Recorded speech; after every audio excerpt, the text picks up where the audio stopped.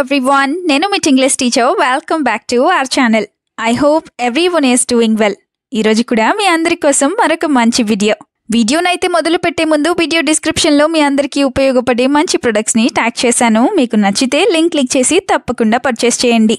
ఇప్పుడైతే ఈ వీడియోలో కొన్ని రకాల దెబ్బలు అంటే కాలడం, బెనకడం లేదా పొట్ట ఉబ్బరంగా ఉంది, కాలింది, తగిలింది ఇలాంటి పదాలకి సంబంధించిన సెంటెన్సెస్ని ఇంగ్లీష్లో ఈజీగా ఏ విధంగా చెప్పాలో క్లియర్గా ఎగ్జాంపుల్స్తో సహా చూసేద్దాం.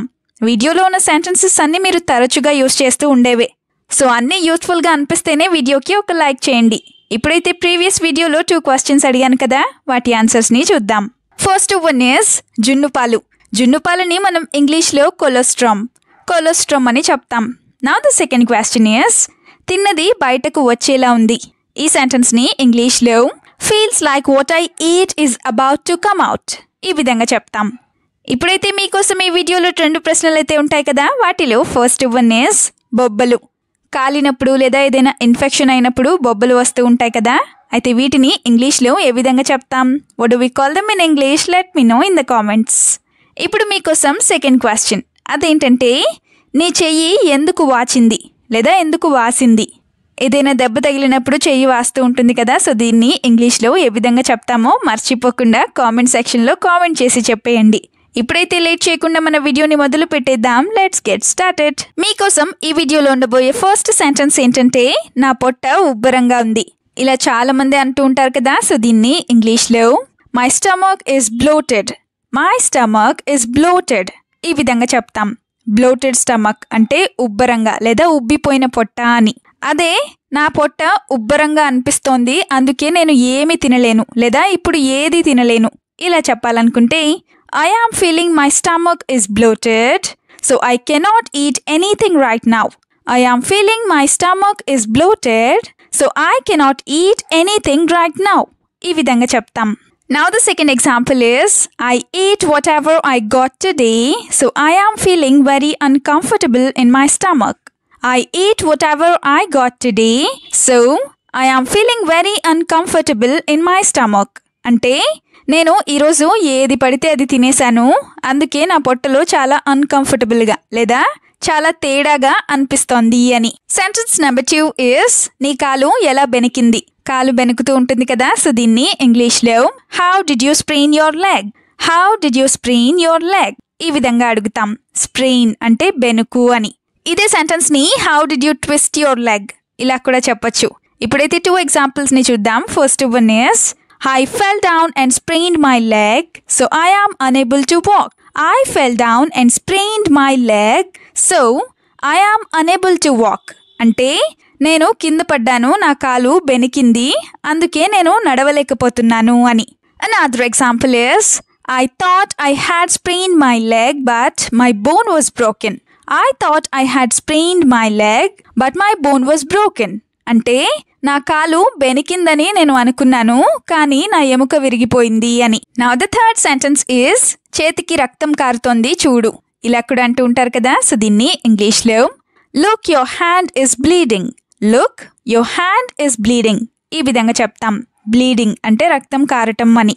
అదే నా చేయికి ఏదో తగిలింది లేదా నా చేయికి ఏదో గట్టిగా తగిలింది అందుకే రక్తం కారుతోంది ఇలా చెప్పాలనుకుంటే something hit my hand hard so it is bleeding or something hit my hand hard very hard that's why my hand is bleeding ఈ విధంగా చెప్తాం.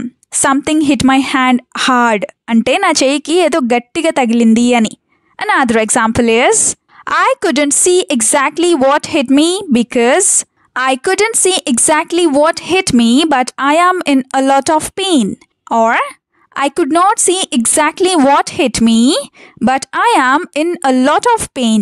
అంటే నాకు ఏం తగిలిందో నేను సరిగ్గా చూడలేకపోయాను, కానీ నాకు చాలా నొప్పిగా ఉంది అని. సెంటెన్స్ నెంబర్ 4 is వేలు కోసుకుంటుంది జాగ్రత్త. ఏదైనా కట్ చేస్తూ ఉన్నప్పుడు ఇది చెప్తూనే ఉంటారు కదా. సో దీన్ని ఇంగ్లీష్లో be careful your finger might get cut ఈ విధంగా చెప్తాం. అదే నువ్వు అంత ఫాస్ట్గా ఎందుకు కట్ చేస్తున్నావు, కాస్త స్లోగా లేదా కాస్త నిదానంగా కట్ చెయ్యి ఇలా చెప్పాలనుకుంటే why are you cutting so fast, cut a bit slowly. Why are you cutting so fast, cut a bit slowly. ఈ విధంగా చెప్తాం. అ బిట్ స్లోలీ అంటే కాస్త నిదానంగా అని. ఇప్పుడైతే సెకండ్ ఎగ్జాంపుల్ని చూద్దాం. అదేంటంటే if you cut that fast you might accidentally cut your finger. If you cut that fast you might accidentally cut your finger అంటే నువ్వు అంత ఫాస్ట్గా లేదా అంత స్పీడ్గా కట్ చేస్తూ ఉన్నట్లయితే అనుకోకుండా నీ వేలు కట్ అవ్వచ్చు అని. సెంటెన్స్ నెంబర్ 5 ఈజ్ తల మీద పైనుండి ఏదో పడింది. ఇలా కూడా అంటూనే ఉంటారు కదా. అయితే దీన్ని ఇంగ్లీష్లో something fell on my head from above. Something fell on my head from above. ఈ విధంగా చెప్తాం. ఫ్రమ్ అబౌవ్ అంటే పైనుండి అని. ఇప్పుడైతే 2 ఎగ్జాంపుల్స్ని చూద్దాం. First one is because my head was hit hard I have been having pain for 2 days. Because my head was hit hard, I have been having pain for 2 days. అంటే నా తలకి ఏదో గట్టిగా తగిలింది, అందుకే నాకు 2 రోజుల నుంచి నొప్పిగా ఉంది అని. ఇప్పుడైతే సెకండ్ ఎగ్జాంపుల్ చూద్దాం. అదేంటంటే It was a close miss, otherwise the rod would have pierced my eye. It was a close miss, otherwise that rod would have pierced my eye. అంటే కొంచెంలో తప్పిపోయింది, లేకపోతే ఆ రాడ్ నా కంట్లో గుచ్చుకుపోయేది అని. దట్ రాడ్ పీస్డ్ మై ఐ అంటే ఆ రాడ్ నా కంట్లో గుచ్చుకునేది అని. ఇప్పుడైతే 6th సెంటెన్స్ని చూద్దాం. అదేంటంటే ఈ దెబ్బ ఎలా తగిలిందో చెప్పు. ఇలా కూడా అంటూ ఉంటారు కదా. సో దీన్ని ఇంగ్లీష్లో tell me how you got this injury. Tell me how you got this injury. ఈ విధంగా అడుగుతాం. ఇప్పుడైతే 2 ఎగ్జాంపుల్స్ని చూద్దాం. First one is This doesn't seem like an accidental injury. It looks like someone hit you intentionally. This doesn't seem like an accidental injury. It looks like someone hit you intentionally. అంటే ఈ దెబ్బ చూడటానికి అనుకోకుండా లేదా చూడటానికి తగిలినట్టుగా లేదు, ఎవరో కావాలనే కొట్టినట్లుగా ఉంది అని. ఇంటెన్షనలీ అంటే ఉద్దేశపూర్వకంగా లేదా కావాలని అని. Another example is no one hit me. I fell down while riding my bike. No one hit me and I fell down while riding my bike. అంటే నన్ను ఎవ్వరు కొట్టలేదు, నేనే బైక్ నడుపుతూ పడిపోయాను లేదా కింద పడిపోయాను అని. నెక్స్ట్ సెంటెన్స్ ఈజ్ వంట చేస్తుంటే చేయి కాలింది. ఇదైతే చాలాసార్లు జరుగుతూ ఉంటుంది కదా. సో దీన్ని ఇంగ్లీష్లో my hand got burned while I was cooking. My hand got burned while I was cooking. ఈ విధంగా చెప్తాం. వైల్ ఐ వాజ్ కుకింగ్ అంటే నేను వంట చేస్తూ ఉన్నప్పుడు అని. అదే వేడిగా ఉన్న పాత్రకి నా చెయ్యి టచ్ అవ్వడం వల్ల నాకు బొబ్బ వచ్చింది. ఇలా చెప్పాలనుకుంటే my hand accidentally touched a hot vessel and it got a blister. My hand accidentally touched a hot vessel and it got a blister. ఈ విధంగా చెప్తాం. బ్లిస్టర్ అంటే బొబ్బ అని. Another example is don't you know you should be careful while cooking. Don't you know you should be careful while cooking. అంటే వంట చేస్తూ ఉన్నప్పుడు జాగ్రత్తగా ఉండాలని నీకు తెలీదా అని. Don't you know అంటే నీకు తెలీదా అని. Now the last sentence is నీ చెంప మీద ఎవరైనా కొట్టారా. ఇలా కూడా అంటూ ఉంటారు కదా. సో దీన్ని ఇంగ్లీష్లో did someone slap you on your cheek or did someone slap you on your face. ఈ విధంగా చెప్తాం. స్లాపింగ్ అంటే చెంప మీద కొట్టడం లేదా చెంప దెబ్బ కొట్టడం అని. Now the first example is because of an infection I got blisters on my cheek. No one hit me. Because of an infection I got blisters on my cheek. No one hit me.